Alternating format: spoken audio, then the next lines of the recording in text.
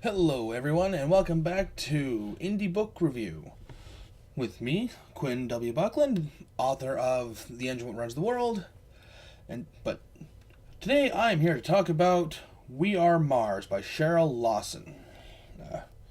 See if I can get. There we go. Yeah. This book was actually sent to me like a while ago. It took me a little while to actually get to reading it.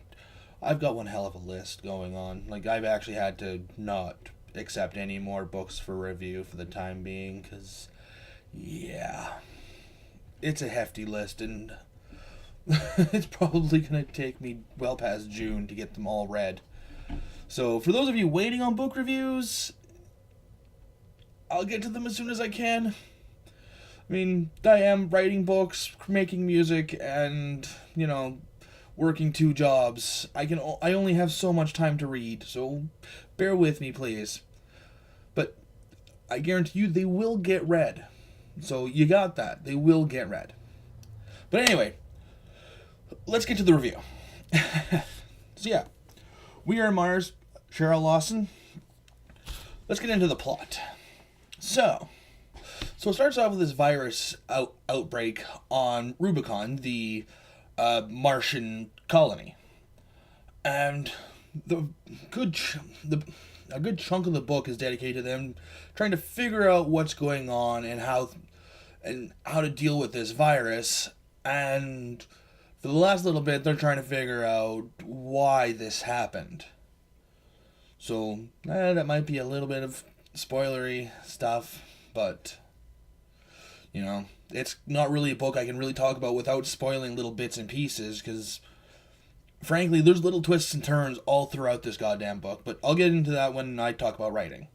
But anyway, a viral outbreak, especially on, say, an alien planet, is not exactly anything new. It's not, but I'm not here to talk about premise. The premise itself isn't new, but, try and find me a new premise these days, and you'll be pretty hard-pressed. I mean, they're out there, but what's amazing is not finding new premises, but finding new ways to use the older premises. This one does a very, very good job of that. The plot is not just very well streamlined, but it is intricate. There's so much going on, but not so much that it draws attention away from where your attention needs to be. So for plot, I'm going to give it 5 stars, and I know what some of you might be thinking, like, oh, no, 5 stars. I mean, it's not exactly an original premise and blah, blah, blah, but you kind of got to read the book to really get it. You got to read the book to understand why I'm giving this plot 5 stars. Like, in most other books with something like this, I'd be there with you. It'd be 4 or less.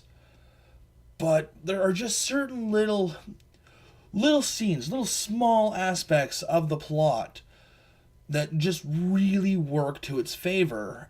So the plot is getting 5 stars. Characters. So this book follows 6 main characters. Dana, Jackson, Ridley, Chuck, Malaya, and Lenny. And these are very different characters in their own respect, in their own manner. You definitely, if I'm reading a chapter dealing with Dana, there's no way I'm going to mistake her for Malaya or Lenny. If I'm reading something with Jackson, I'm not mistaking him with Chuck or Ridley. They are so very different characters that work so well. They feel real. They actually come off as real people, which is amazing. It's great. And frankly, and I know this might be considered spoilers, but it happens fairly early on in the book. One of these characters dies a third of the way through the book. And yeah, that might be seen as a bit of spoilery, but it's fairly early on. And, there's a pretty big lead up to it, so it doesn't really come off as too much of a surprise, but at the same time, I'm reading it going, no. Come on, they gotta find a way to bring her back now, and nope. It actually keeps it fairly real in that respect, and I really respect that. I think a lot of us as entertainment consumers have been a little spoiled in our favorite characters consistently coming back from the dead. And for the author to actually have the balls to kill off a main character so soon into the book is worthy of is worthy of my respect at the very least. So, because the death of a character actually got a reaction out of me, and not just a oh, well that kind of sucks, blah blah. It actually got a reaction. Characters get 5 stars straight up. Excellent job on them. Could not be happier to have read them. To have been reading these characters. Writing. The writing was pretty good. There was some use of tropes and cliches that, especially a few that I particularly do not enjoy. Particularly the "I hate you, I love you" trope. I'm not so fond of the girlfriend kidnapping. I'm not so fond of the friendship betrayed. Well, friendship betrayed can be actually a really, really good one. But the author does these tropes and cliches almost in a very new and very real way. Like, typically when you get these tropes and cliches, it's fairly obvious and in your face, and you know that that this character's going to get together with this character. You know that this character's going to end up betraying them. You know that this person's going to end up getting kidnapped because that's who they are. That's their archetype. That's the stereotype that they were always going to be. You don't get that with this.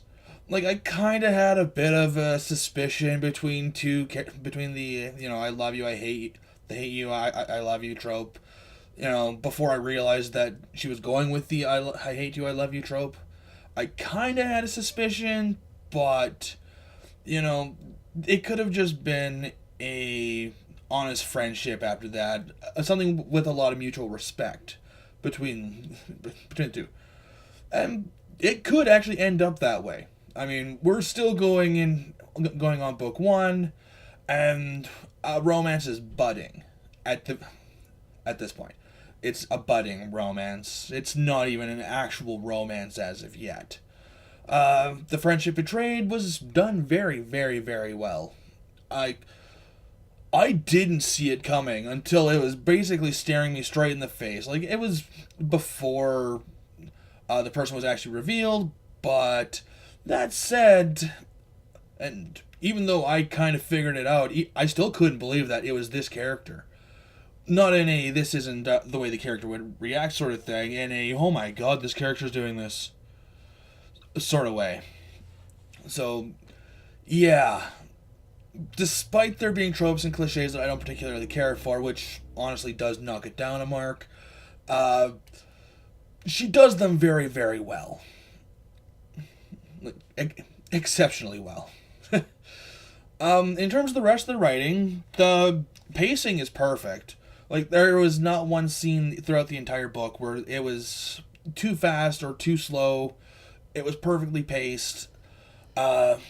Each character got just the right amount of page time. Everything was done very, very well. So, I'm going to give writing 4 stars. And it only lost it because of those tropes and cliches that I personally don't care for. Other people might not care, and the fact that she did them so very well really does redeem what she did so very much so. Imagination. There's quite a bit of imagination that goes into this. I mean, there has to be when you're writing, especially sci-fi or fantasy. Imagination has to be almost first and foremost. But where this book really shines is not in the imagination, but in the research that she does. Yes, yes, imagination is the category, but I lump research into here as well. This book is so well researched. The science, everything is so very well researched. And I mean, don't get me wrong, like, Jeanette Bedard's series is also very well researched, but it's the imagination with hers that really shines. With this With this one, it's the research that shines.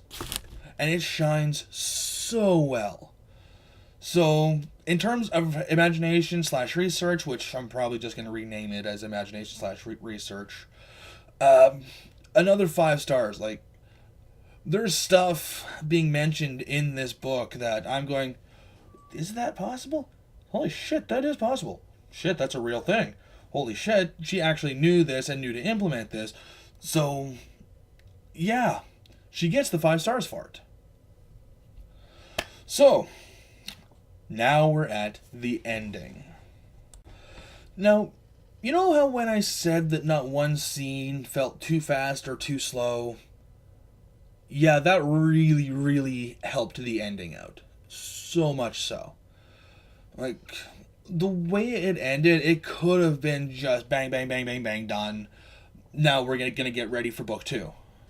No. Like, she goes into detail where she needed to go into detail. She left things out where it wasn't needed. Like, it was so well done. Exceptionally well done. I am just tickled with...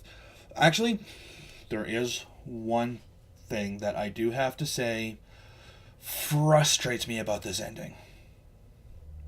It's that I have to wait until winter 2020 to read the next goddamn book. Yeah, that's my only downside, is I have to wait so long to read the second book. I want to read it now. I really do. But it comes out when it comes out. I mean, that's how it works. But anyway, yeah, that's We Are Mars by Cheryl Lawson. Like, I cannot give this book enough of a recommendation.